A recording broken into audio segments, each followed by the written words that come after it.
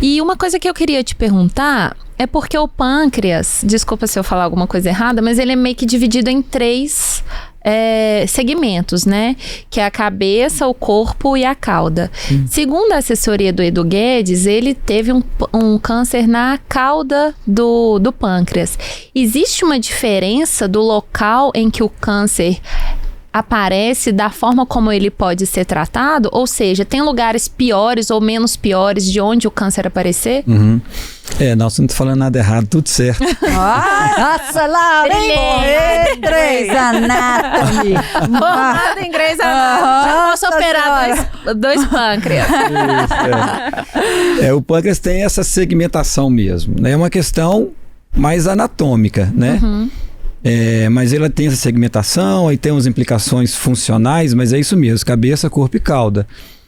Bom, os cânceres de cabeça de pâncreas, eles são os mais complicados. Mais complicados porque o tratamento cirúrgico é mais complexo. Ele envolve a retirada de algumas vísceras, não só o pâncreas, né?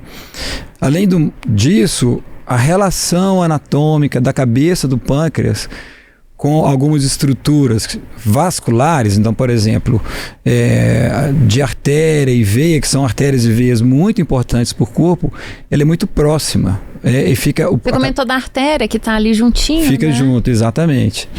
E o sistema linfático. Então, a gente precisa tratar o tumor, né, a pessoa que tem o tumor, tirá-lo completamente, só que a gente esbarra em alguns limites. Nem tudo pode ser retirado, porque senão coloca a vida da pessoa em risco. Então, as operações dos tumores de cabeça de pâncreas são mais difíceis. E o prognóstico também é um pouco pior, infelizmente. Por outro lado... E se a gente sobrevive sem ele? Sobrevive. Então, se é mais... seja simplista, mas se é mais difícil na cabeça, por que não tira tudo? Porque o difícil é tirar a cabeça e não o restante. Entende? Mas se tá nessa se tá faixa... na cabeça? Na cabeça, tira o órgão inteiro. Não? Aí vem uma outra questão, que é assim, a gente tem que retirar o tumor naquele lugar ali. Não precisa abrir tanto leque assim de área de retirada, né? Se a gente retira todo o pâncreas, mas sem a necessidade de retirar todo o pâncreas, a gente causa um dano. Então a gente pode encurtar a vida da pessoa em termos de meses e anos por causa do dano causado pela retirada total do pâncreas. Então a gente sempre planeja assim, retirar toda a lesão, preservando o máximo do órgão, para preservar a qualidade de vida. Ué. Você tá muito doida. Já tem um risco. Tá num lugar mais complexo e pode levar à morte. Essa cirurgia, pelo que eu tô entendendo, ela é mais delicada e você pode morrer.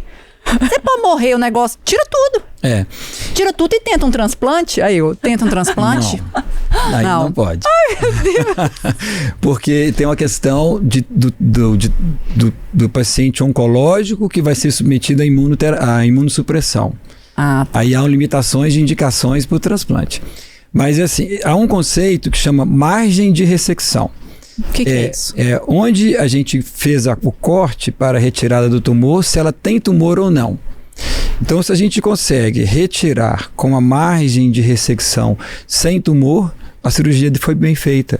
Então, a gente não precisa tirar o órgão inteiro se a gente consegue uma margem de segurança. Então, a gente preserva o órgão. Aí preserva a função digestiva, a função endócrina. Então, retirá-lo todo. A funcionalidade dele fica totalmente preservada, mesmo? Quase que totalmente. Há pessoas que são operadas que não mudam quase nada a qualidade de vida, e há outros que não. Que precisam fazer reposição de insulina, que precisam fazer reposição de enzimas. Então, é muito individual. O pâncreas, diferente do fígado, o fígado regenera, né? O pâncreas não. O que a gente retirou não volta mais. Como assim? Mas o fígado, se retirou um pedaço, ele volta? Volta. O fígado, as células que ficaram, elas assumem falando de uma maneira assim mais simples, a função daquelas que foram embora. Ele não nasce de novo, não, né? Isso Eu não, fiquei né? pensando no rabo da lagartixa.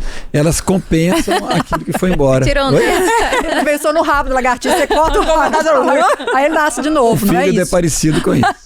Viu? Mas aí ele nasce de novo? Não, só as E células que assumem aquilo a que função. foi embora, mas as que ficaram assumem a função daquilo que saiu. Então não nasce aquele rabinho ali, não vai nascer de novo não, meu bem. Restaura a função hepática, né?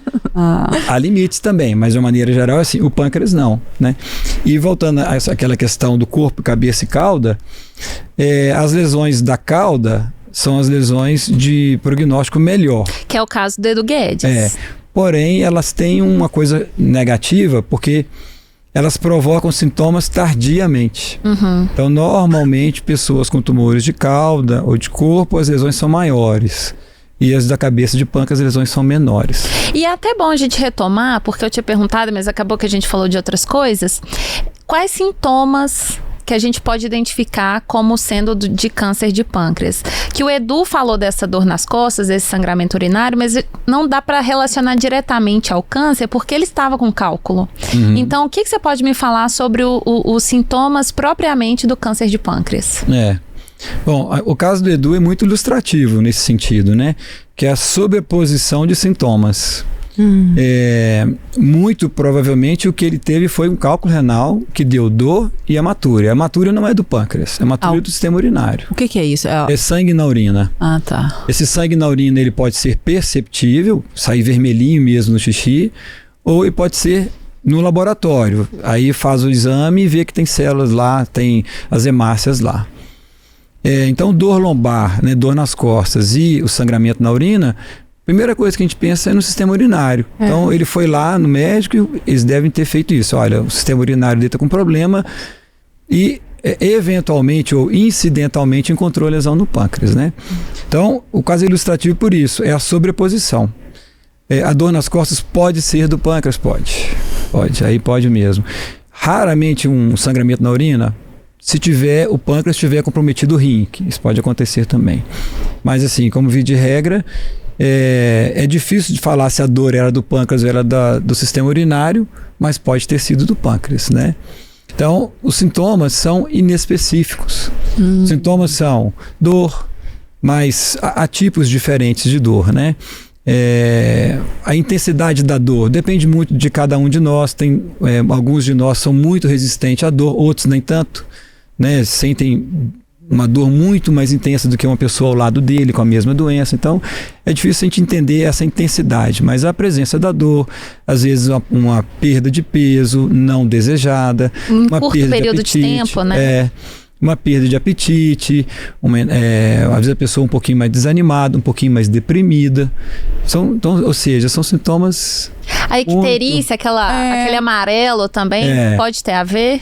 A icterícia tem a ver mais com os tumores de pâncreas na cabeça. Aí tem mais a ver na cabeça. Mas nem todo mundo que tem icterícia tem doença do pâncreas. As causas mais comuns são as hepatites, são doenças infecciosas, a pedra na vesícula, isso que causa mais a icterícia, né? Que é o amarelão. Tem gente que tem uma cor amarelada nos olhos que é normal, a gente considera isso como sendo dele, é uma questão do organismo dele, não quer dizer que ele tem um tumor nem nada, mas os tumores de cabeça de pâncreas costumam apresentar-se, né, como icterícia, que curiosamente o paciente costuma não perceber, porque ele olha para si mesmo todos os dias, ele não nota que ele mudou de cor, mas alguém que não o vê há um certo tempo fala, você está diferente, você está um pouquinho mais amarelo. Às vezes uma pessoa externa que percebe o sintoma que ele nem viu. Porque a icterícia ela só se manifesta assim, mudando cor, não tem mais nada, né?